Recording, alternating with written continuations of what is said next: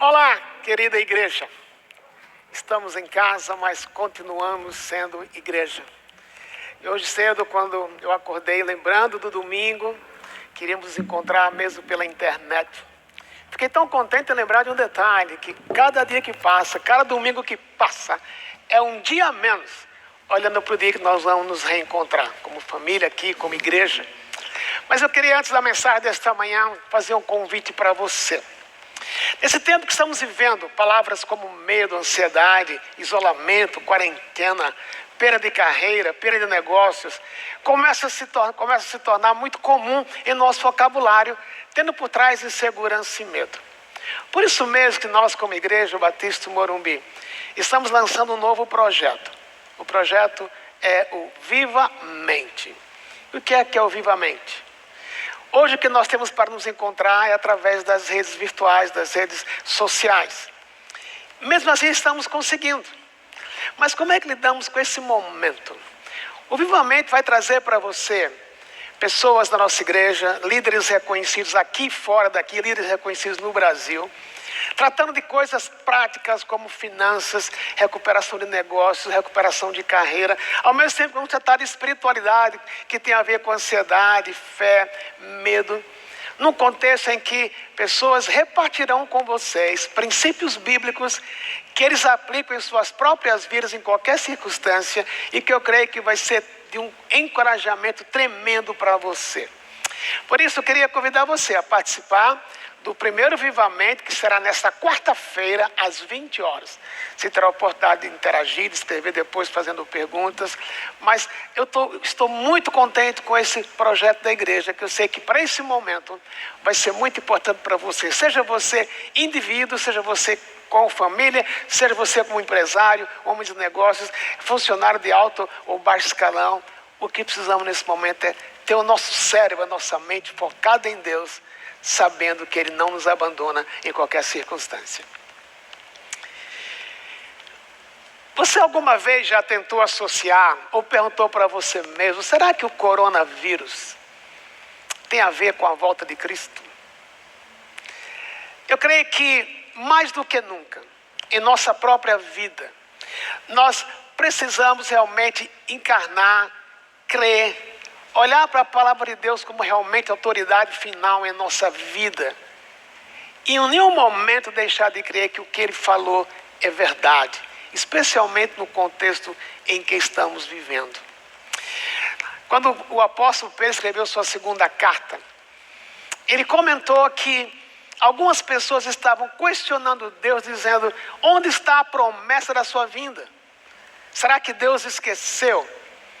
E o apóstolo Pedro disse que um dia para Deus, ou 1000 anos para Deus, é como se fosse a mesma coisa. Que nos últimos tempos veríamos ensinos falsos. Ensinos que questionariam o cuidado e o amor de Deus para conosco, mesmo no meio de dificuldades como a que estamos passando. Mas o ponto que eu quero trazer esta manhã é que, sendo a palavra de Deus, o que Deus disse que ia acontecer, Ele vai cumprir. Agora, o que tem a palavra de Deus e a promessa dEle com o tempo que estamos vivendo. Por isso, nessa manhã, eu queria conversar com você baseado em Marcos capítulo 13.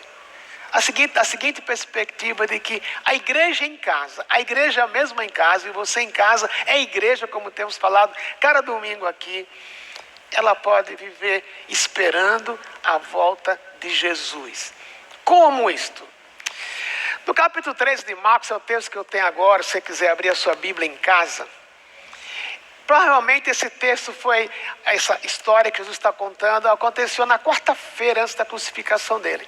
Ele tem ido ao templo, como ele foi todos os dias naquela semana. Ele viu aquela senhora, aquela viúva, colocando as 2 moedinhas ali no gasofilácio, na caixa de ofertas.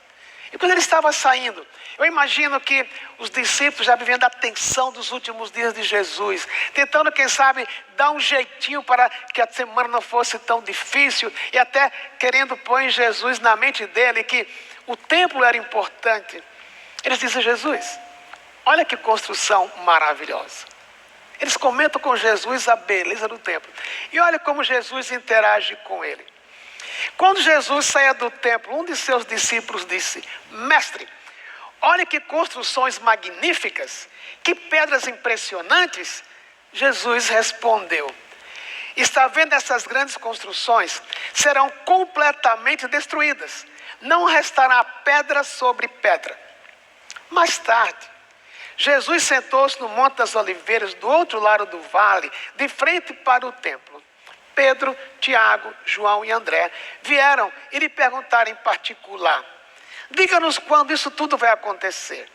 Que sinais indicarão que essas coisas estão prestes a se cumprir? Jesus respondeu: não deixe que ninguém os engane, pois muitos virão em meu nome, dizendo: eu sou o Cristo, e enganarão muitos.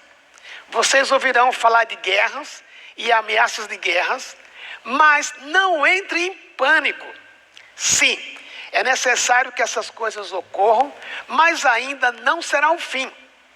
Uma nação guerreará contra a outra e um reino contra o outro. Haverá terremotos em vários lugares e também fome. Tudo isso, porém, será apenas o começo das dores de parto. Olha a pergunta dos discípulos: me dá uns sinais, Senhor Jesus, de que o fim está chegando. E ao ler esse texto, eu encorajo você a ler de novo, depois que terminar o culto. Existe uma coisa interessante em interpretação e compreensão. Muitas vezes alguém já passou, estava dirigindo na estrada, e você viu no horizonte uma cadeia de montanhas. Dependendo do lugar onde você está, parece que é uma montanha só. Mas quando o carro vai ao longo da estrada, você percebe que existe mais de uma montanha. Existem duas, três. Em geral, toda profecia, ela tinha uma aplicação imediata e uma aplicação futura. O que Jesus fez aqui foi a mesma coisa. Ele estava olhando para o templo. Jesus falou: vocês estão vendo esse templo? Vai chegar o dia que vai cair tudo por terra abaixo. Realmente, 40 anos depois, o general Tito entrou em Jerusalém e destruiu aquele templo. No contexto dos anos 70, segundo a história, houve guerras, houve terremotos, houve fome, houve peste.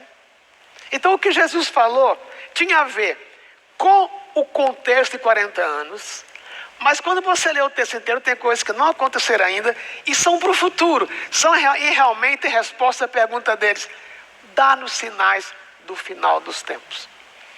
E como é que a gente, como igreja, em casa, podemos esperar a volta de Jesus? Eu creio que a primeira coisa é você e eu podemos entender o tempo no qual estamos vivendo. Esperamos a volta de Jesus entendendo o tempo no qual estamos vivendo. E qual é esse tempo? Eu tenho aqui algumas estatísticas. Lembre que eu falei que o que Jesus profetizou tem a ver com o momento e com o futuro. Tudo que ele disse tem acontecido ao longo dos tempos. Mas, se você olhar as estatísticas, esses índices têm piorado ano após ano. Por exemplo, Jesus disse que haveria guerras e rumores de guerra. Você sabe que, atualmente, existem cerca de 61 países no mundo em algum tipo de guerra. Ou guerra civil, especialmente na África, ou guerra militar contra outro país. Isso faz parte do que Jesus falou que iria acontecer. Terremotos. Os cientistas que estudam a área não chegaram ainda à conclusão final por que tanto terremoto, especialmente a partir do século XX e do século XXI, que o número de terremotos em escala Richter acima de 4 tem aumentado década por década. O que aconteceu no século XXI, em termos de terremotos, é mais do que o dobro do que aconteceu no século XX. Fome. David Beasley, um técnico da ONU, responsável por uma área de planejamento na área de saúde da ONU, ele disse que provavelmente, quando o coronavírus terminar, em torno de 250 milhões de pessoas serão afetadas, e quase esse total significa que pessoas não terão o que comer no dia seguinte, ou mesmo passarão por um longo período de fome. É a nossa realidade futura. Pestes. Dizem os especialistas em pesquisa, em estatística, que provavelmente 70% da população mundial será afetada pelo coronavírus, com o risco do coronavírus com cerca de 2% de letalidade. Perseguição religiosa. Jesus fala aqui mais para frente no texto, que eu não cheguei lá ainda, que quando o anticristo surgir, haverá uma tremenda perseguição religiosa. Agora, é interessante pensar nisso, que você olha para os dias de hoje, um pouco além da leitura que eu fiz, olha o que diz no versículo 12. O irmão trairá seu irmão e o entregará à morte. Assim também o pai seu próprio filho. Os filhos se rebelarão contra os pais e os matarão. Todos odiarão por minha causa, mas quem se mantiver firme até o fim será salvo. Chegará o dia em que vocês verão a terrível profanação no lugar onde você deveria estar o leitor. Desculpe, no lugar onde não deveria estar, leitor, preste atenção. Jesus está dizendo duas coisas aqui. Parte dos sinais dos tempos é indiferença entre familiares.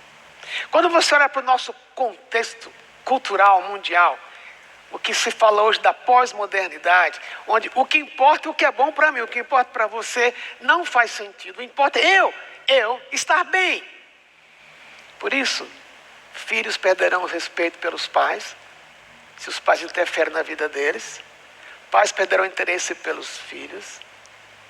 A questão da homoafetividade no mundo inteiro, a desvirtualização do casamento, mesmo casamento entre homoafetivos, tudo isso faz parte de uma ideologia encabeçada por esse homem que a Bíblia chama de o anticristo. E aqui no texto de Marcos, Jesus diz que é o homem que lidera a terrível profanação. Quando Paulo escreveu a segunda carta aos Tessalonicenses, ele disse que este homem seria altivo, orgulhoso, causaria perseguição sobre os escolhidos, vai querer ser adorado como Deus. Este homem não surgiu ainda. Eu creio que a última coisa que falta para a gente perceber, literalmente, o fim está chegando. Porque o profeta Daniel chama esse homem de abominável da desolação e que reinará neste mundo por 7 anos. O contexto mundial, político, econômico, social, clama para o surgimento de um homem que possa prometer paz para o mundo inteiro. Jesus o chama do abominável da desolação, ou anticristo na linguagem do apóstolo João. Esse é o tempo que estamos vivendo. Agora, onde entra o coronavírus? Foi Deus que causou? Foi Deus que mandou o coronavírus? Você não tem a resposta, nem eu. Pode ser sim, pode ser não. Quando você olha a história bíblica, em toda a época de idolatria, de rebeldia, Deus permitiu uma crise algumas vezes. Ele causou uma crise para quê? Para chamar o povo de volta a Ele. Então, nesta época, não é tão importante perguntar se o coronavírus tem a ver com Deus, tem a ver com o sinal dos tempos. Tem a ver com o sinal dos tempos, mas o que é que isso implica para mim? Eu vou trabalhar isso mais no fim da mensagem. Mas o importante é você perceber, meu querido, minha querida, de acordo com o que Jesus está falando, o futuro do mundo é um futuro pior do que nós estamos vivendo hoje. Ele disse para os discípulos: quando vocês virem essas coisas, não se assustem.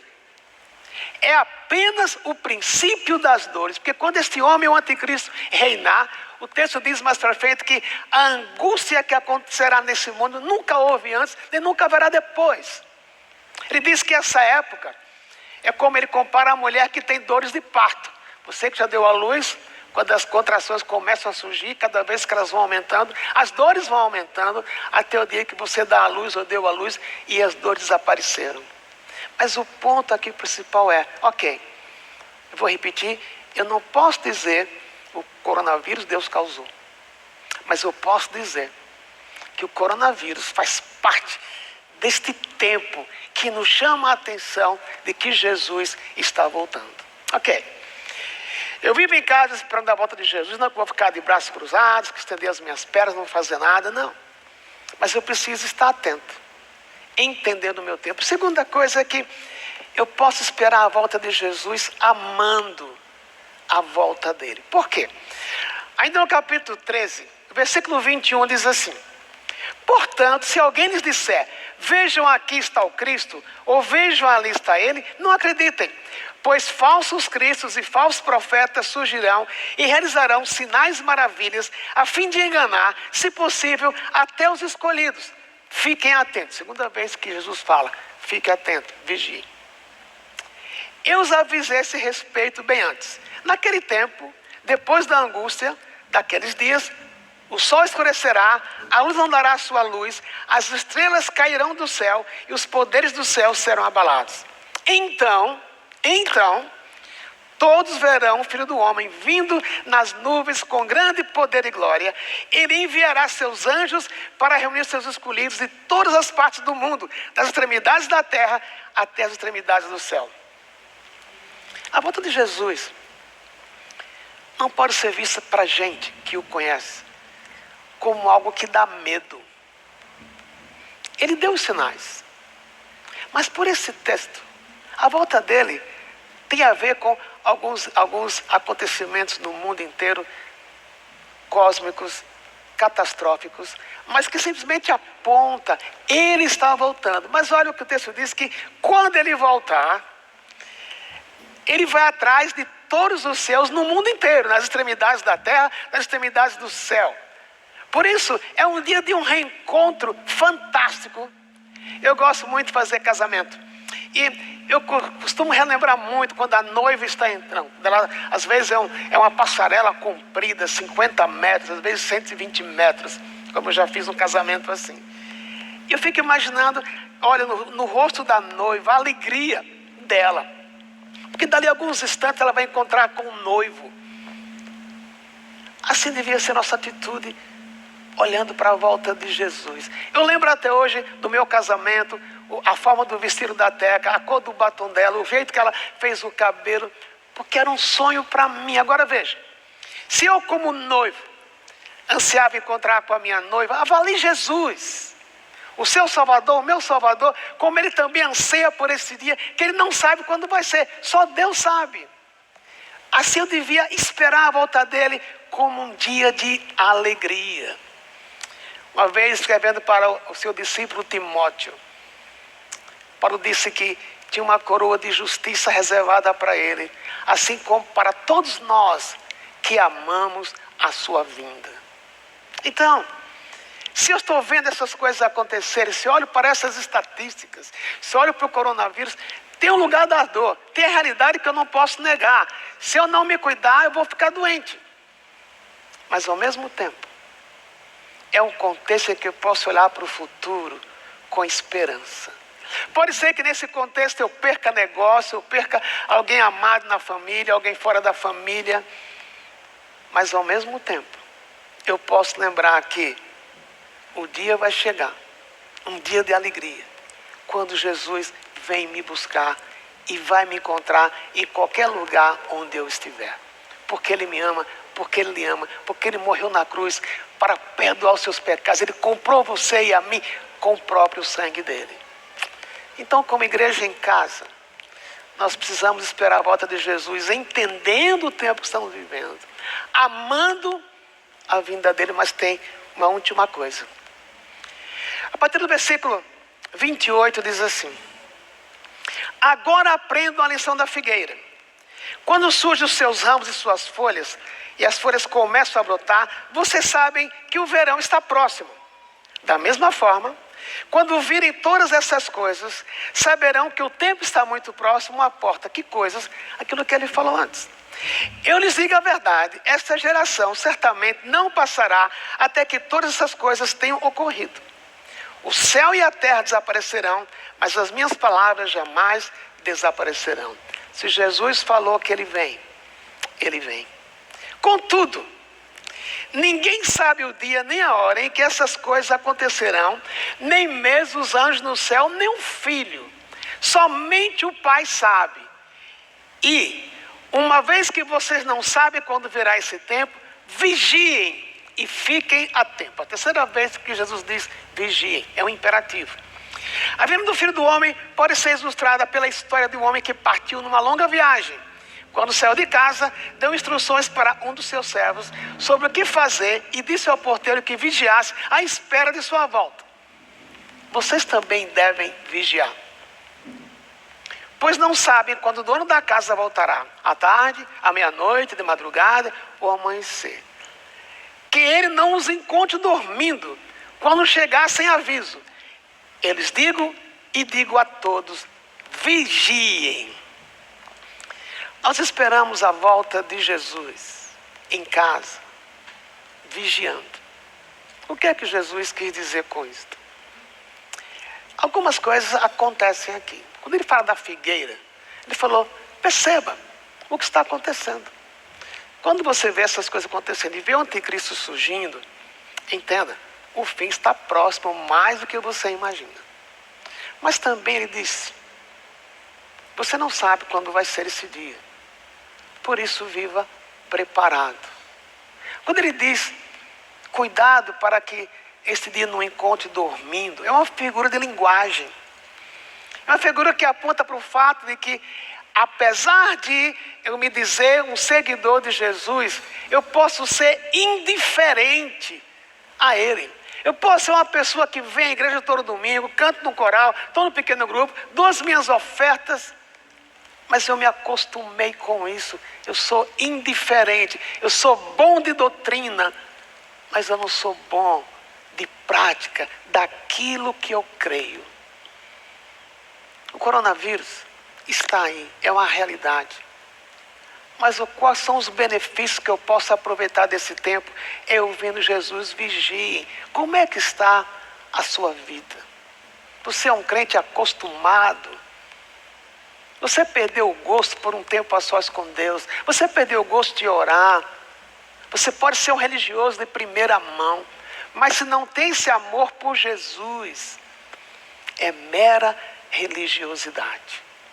Também, quando você olha na história, cada vez que houve um julgamento, uma crise que Deus permitiu, Deus causou, sempre foi a maneira de Deus dizer, volte para mim.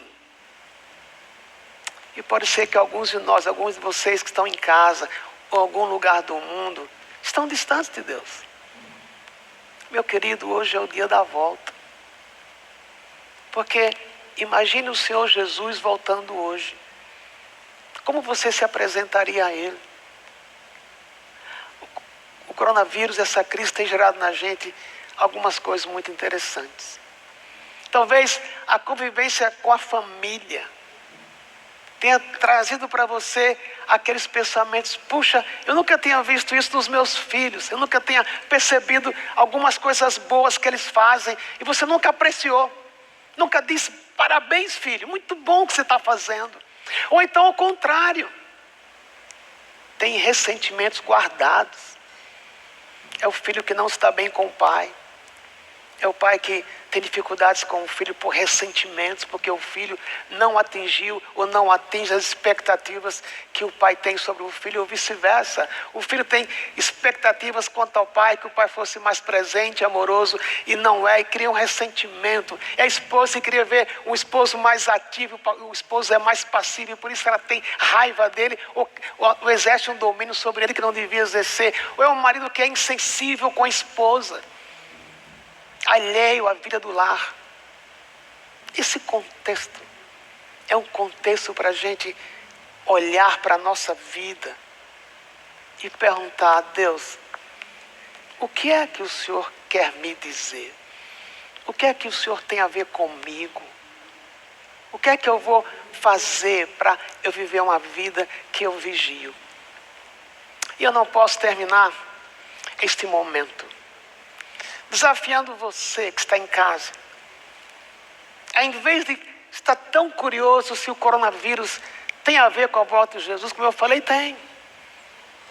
Ou quando Jesus vai voltar, mas que esse momento na sua vida, como marido, esposa, filho, filha, sogro, sogra, profissional, seja um momento que você diz, Deus, eu não tenho controle do que está acontecendo.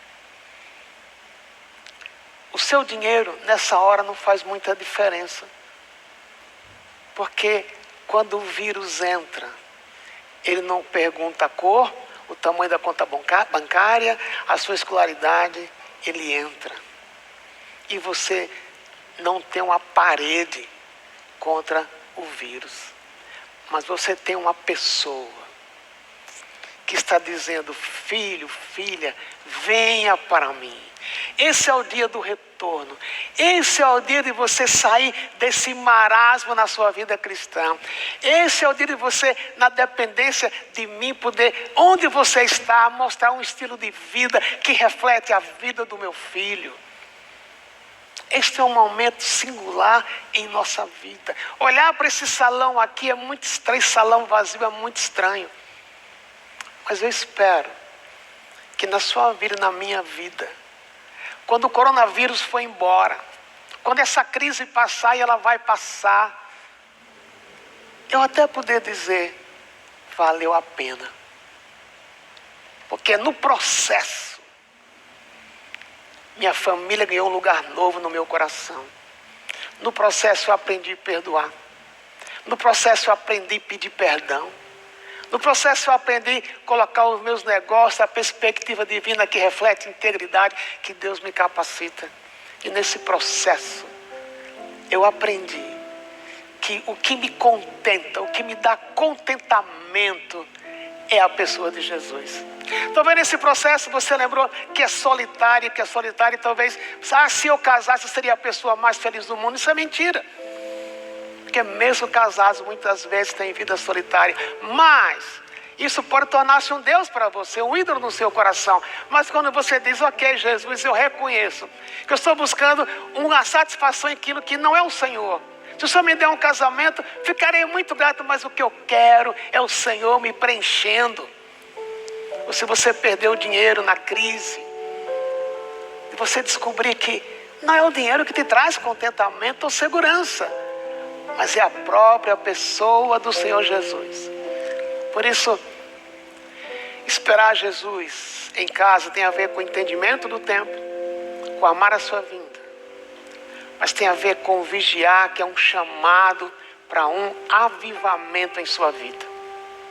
E pode ser esse o maior presente que Deus quer te dar nesse tempo.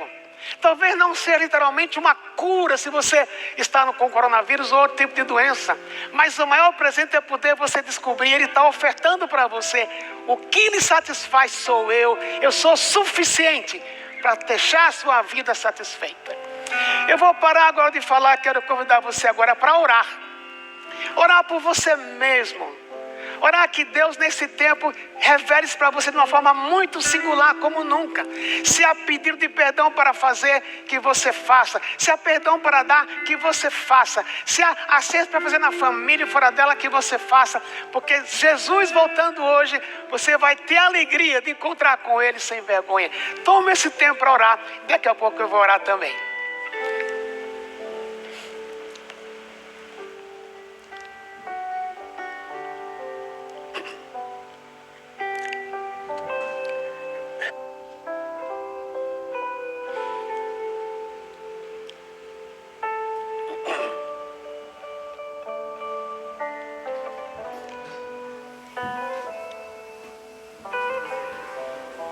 Pai amado, o Senhor está vendo o que está acontecendo em cada casa nesse instante, em cada casa que está nos vendo.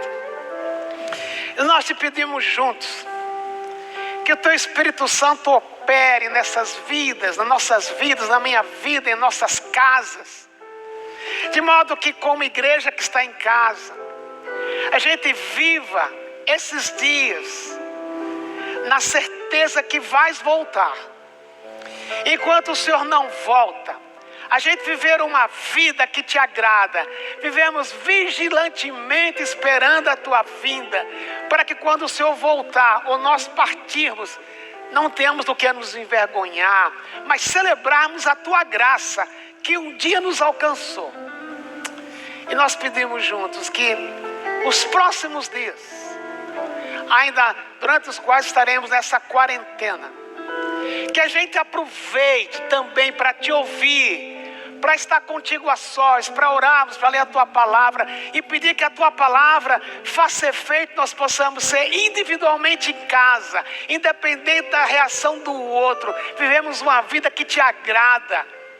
Maridos serem ativos e não passivos, mulheres serem afáveis e não dominantes, filhos que honram os pais, pais que amam os filhos, que não os provoca a ira, homens, mulheres de negócios que refletem o Senhor nos seus negócios, de modo que a tua vinda seja para cada um de nós esse momento de alegria, de expectativa quando vamos te encontrar. E que por causa disso, a respeito do mundo conturbado no qual vivamos, a gente possa ser luz. Pedimos isso sobre cada um de nós, em nome de Jesus. Amém.